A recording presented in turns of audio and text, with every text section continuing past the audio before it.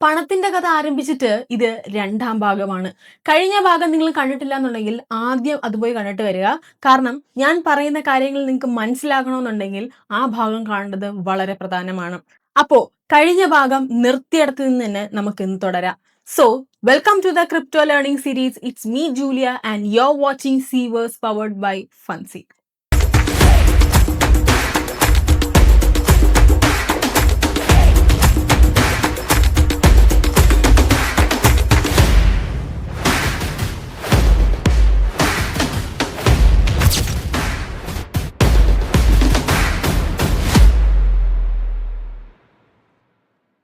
കഴിഞ്ഞ വീഡിയോയുടെ അവസാനം നമ്മൾ ഒരു സ്ഥലത്ത് എത്തിച്ചേർന്നിരുന്നു.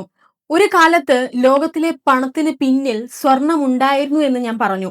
ഒരു രാജ്യം എത്രത്തോളം സ്വർണം സൂക്ഷിച്ചിരുന്നോ അതിന് ഏകദേശം ആ സ്വർണത്തിന്റെ മൂല്യം അനുസരിച്ചായിരുന്നു പണം പുറത്തിറക്കാൻ കഴിഞ്ഞിരുന്നത്. അതിനെയാണ് നമ്മൾ ഗോൾഡ് സ്റ്റാൻഡേർഡ് എന്ന് വിളിച്ചത്.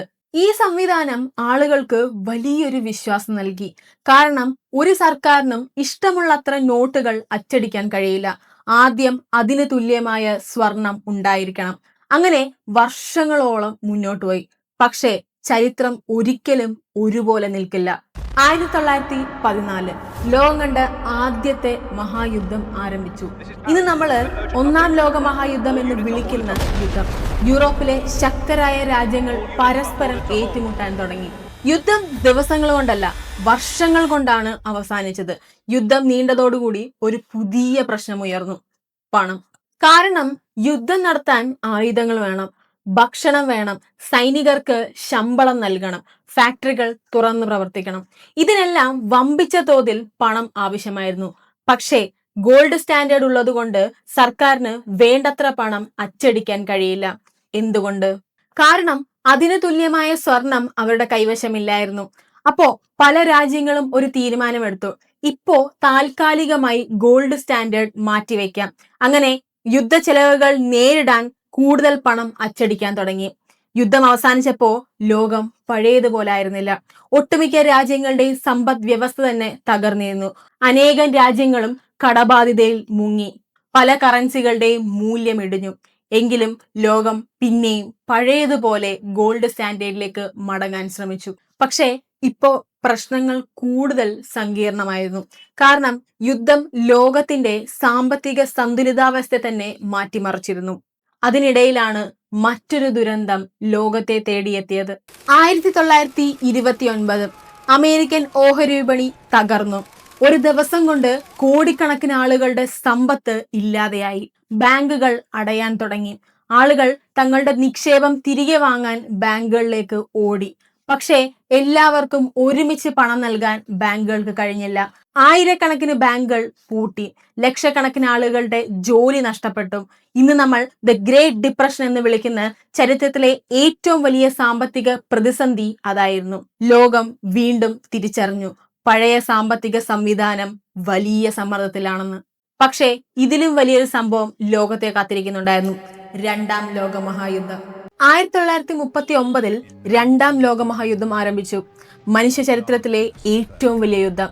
6 വർഷം നീണ്ടുനിന്ന ഈ യുദ്ധം അവസാനിച്ചപ്പോ ലോകത്തിന്റെ ഭൂപടം മാത്രമല്ല, ലോകത്തിന്റെ സാമ്പത്തിക വ്യവസ്ഥയും മാറിയിരുന്നു. യൂറോപ്പിലെ പല രാജ്യങ്ങളും തകർന്നിരുന്നു. അവരുടെ ഫാക്ടറികൾ നശിച്ചു, നഗരങ്ങൾ തകർന്നു, സമ്പദ് വ്യവസ്ഥ നിലംപൊത്തി. പക്ഷേ ഒരു രാജ്യം മാത്രം താരതമ്യേന ശക്തമായി നിലകൊണ്ടു: അമേരിക്ക. യുദ്ധകാലത്ത് അമേരിക്ക വലിയ തോതിൽ ഉൽപാദനം നടത്തി. മറ്റ് രാജ്യങ്ങൾക്ക് ആയുധങ്ങളും സാധനങ്ങളും വിതരണം ചെയ്തു. അതിലൂടെ അമേരിക്കയുടെ സമ്പദ് വ്യവസ്ഥ അതിവേഗം വളർന്നു. അതിലും പ്രധാനമായി ലോകത്തിലെ ഏറ്റവും വലിയ ഗോൾഡ് റിസർവ് അമേരിക്കയുടെ കൈവശമായി. ഇപ്പോ ഒരു പുതിയ ചോദ്യം ലോകത്തിന്റെ മുന്നിലുണ്ടായിരുന്നു: ഇനി ലോകത്തിന്റെ സാമ്പത്തിക സംവിധാനം എങ്ങനെയായിരിക്കണമെന്ന്. കാരണം 2 ലോകമഹായുദ്ധങ്ങൾ കഴിഞ്ഞപ്പോ പഴയ രീതിയിലേക്ക് മടങ്ങുക പ്രായോഗികമല്ലെന്ന് എല്ലാവർക്കും മനസ്സിലായി. അതുകൊണ്ട് 1944 ജൂലൈയിൽ അമേരിക്കയിലെ ന്യൂ ഹാംഷെയർ എന്ന സംസ്ഥാനത്തുള്ള ഒരു ചെറിയ സ്ഥലത്ത് 44 രാജ്യങ്ങളിലെയും പ്രതിനിധികൾ ഒത്തുകൂടി. ആ സ്ഥലത്തിന്റെ പേരാണ് ബ്രിട്ടൺ വുഡ്സ്. ചരിത്രത്തിൽ പിന്നീട് ഈ യോഗം ലോകത്തിന്റെ സാമ്പത്തിക ഭാവി തീരുമാനിച്ച സമ്മേളനമായി അറിയപ്പെട്ടു. അവിടെ അവർ പുതിയൊരു പദ്ധതി അവതരിപ്പിച്ചു: മുമ്പ് ഓരോ രാജ്യത്തിന്റെയും കറൻസി നേരിട്ട് ഗോൾഡുമായി ബന്ധിപ്പിച്ചിരുന്നു. എന്നാൽ ഇനി അത് മാറ്റാൻ അവർ തീരുമാനിച്ചു. ഇനി പുതിയൊരു കേന്ദ്രമുണ്ടാകും. ആ കേന്ദ്രമാണ് US ഡോളർ. പുതിയ നിയമം വളരെ സിമ്പിൾ ആയിരുന്നു. US ഡോളർ മാത്രം ഗോൾഡിനോട് നേരിട്ട് ബന്ധിപ്പിച്ചാൽ മതി. 1 ഔൺസ് സ്വർണത്തിന്റെ വില 35 US ഡോളറായി നിശ്ചയിച്ചു. അതായത് ലോകത്തിലെ കേന്ദ്ര ബാങ്കുകൾക്ക് അവരുടെ ഡോളർ അമേരിക്കയ്ക്ക് നൽകിയാൽ പകരം ഗോൾഡ് വാങ്ങാൻ സാധിക്കുമായിരുന്നു. മറ്റ് എല്ലാ രാജ്യങ്ങളുടെയും കറൻസികൾ നേരിട്ട് ഗോൾഡിനോടല്ല US ഡോളറിനോടാണ് ബന്ധിപ്പിച്ചത്. അങ്ങനെ US ഡോളർ പതിയെ ലോകത്തിന്റെ റിസർവ് കറൻസിയായി മാറി. ഇത് ഒരു സാധാരണ മാറ്റമായിരുന്നില്ല. പക്ഷേ ഈ പുതിയ സംവിധാനവും എന്നും നിലനിന്നില്ല. കാരണം വീണ്ടും ഒരു ചോദ്യം ഉയർന്നു. അമേരിക്കയ്ക്ക് എത്ര വേണമെങ്കിലും ഡോളർ അച്ചടിക്കാൻ കഴിയുമോ, അതോ അതിനും പരിമിതികളുണ്ടോ എന്ന്.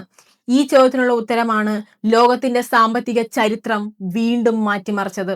1944 രൂപം കൊണ്ട് ബ്രിട്ടൻ വുഡ്സ് സംവിധാനം ലോകത്തിന് കുറച്ചു കാലം സ്ഥിരത നൽകിയെങ്കിലും ഈ സംവിധാനത്തിന്റെ ഏറ്റവും വലിയ ഉത്തരവാദിത്വവും അമേരിക്കയുടെ ചുമലിലായിരുന്നു. കാരണം ലോകം മുഴുവൻ വിശ്വസിച്ചിരുന്ന ആ US ഡോളറിന്റെ പിന്നിൽ ആവശ്യമായ സ്വർണം അമേരിക്ക സൂക്ഷിക്കേണ്ടതായിട്ടുണ്ടായിരുന്നു. ആദ്യകാലത്ത് അതൊരു പ്രശ്നമായിരുന്നില്ല. കാരണം അമേരിക്കയുടെ കൈവശം ലോകത്തിലെ ഏറ്റവും വലിയ ഗോൾഡ് റിസർവ് ഉണ്ടായിരുന്നു. പക്ഷേ കാലം മാറി. 1950കളും 60കളും പിന്നിട്ടപ്പോ അമേരിക്കയുടെ സർക്കാർ ചെലവുകൾ കുത്തനെ ഉയർന്നു. വലിയ വികസന പദ്ധതികൾ, വമ്പിച്ച സർക്കാർ ചെലവുകൾ, അതിലും പ്രധാനമായി വിയറ്റ്നാം യുദ്ധം. ഇതെല്ലാം നടത്താൻ അമേരിക്കയ്ക്ക് വലിയ തോതിൽ പണം ആവശ്യമായിരുന്നു. അങ്ങനെ സർക്കാർ കൂടുതൽ ഡോളറുകൾ പുറത്തിറക്കാൻ തുടങ്ങി. പക്ഷേ അവിടെ ഒരു പ്രശ്നമുണ്ടായിരുന്നു. പുതിയ ഡോളറുകൾ പുറത്തിറങ്ങുന്ന വേഗത്തിൽ ഗോൾഡ് റിസർവ് വർദ്ധിക്കുന്നില്ല. അതായത് ലോകത്ത് സഞ്ചരിക്കുന്ന ഡോളറുകളുടെ എണ്ണം കൂടിക്കൊണ്ടേയിരുന്നു. പക്ഷേ അതിന് പിന്നിലുള്ള സ്വർണം കൂടുന്നുമില്ല. ഈ കാര്യം പതിയെ മറ്റു രാജ്യങ്ങളും ശ്രദ്ധിക്കാൻ തുടങ്ങി. അപ്പോ ഒരു ചോദ്യം ഉയർന്നു. അമേരിക്ക പറയുന്നത്ര ഗോൾഡ് ശരിക്കും ഉണ്ടോ? ആ ചോദ്യം ചോദിച്ചതിൽ ഏറ്റവും പ്രധാനപ്പെട്ട രാജ്യങ്ങളിൽ ഒന്നായിരുന്നു ഫ്രാൻസ്. ഫ്രാൻസിന്റെ പ്രസിഡന്റ് ചാൾസ് ഡി ഗോൾ തുറന്നു പറഞ്ഞു, ഞങ്ങളുടെ കൈവശമുള്ള ഡോളർ ഞങ്ങൾക്ക് വേണ്ട, പകരം ഗോൾഡ് വേണം. അമേരിക്കയുടെ നിയമപ്രകാരം അത് സാധ്യമായിരുന്നു. കാരണം ബ്രിട്ടൻ വുഡ്സിന്റെ ഉടമ്പടി പ്രകാരം കേന്ദ്ര ബാങ്കുകൾക്ക് ഡോളർ നൽകി ഗോൾഡ് ആവശ്യപ്പെടാനുള്ള അവകാശം ഉണ്ടായിരുന്നു. ഫ്രാൻസിന് പിന്നാലെ മറ്റ് പല രാജ്യങ്ങളും ഇതേ ആവശ്യവുമായി വന്നു. ഇപ്പോ അമേരിക്ക വലിയ സമ്മർദ്ദത്തിലാണ്. ഒരു വശത്ത് ലോകം മുഴുവൻ ഡോളർ ഉപയോഗിക്കുന്നു, മറ്റൊരു വശത്തോ ആ ഡോളറിന് തുല്യമായ ഗോൾഡ് അമേരിക്കയുടെ കൈവശവുമില്ല. ഈ അവസ്ഥ തുടർന്നാൽ അമേരിക്കയുടെ ഗോൾഡ് റിസർവ് തീർന്നു പോകും.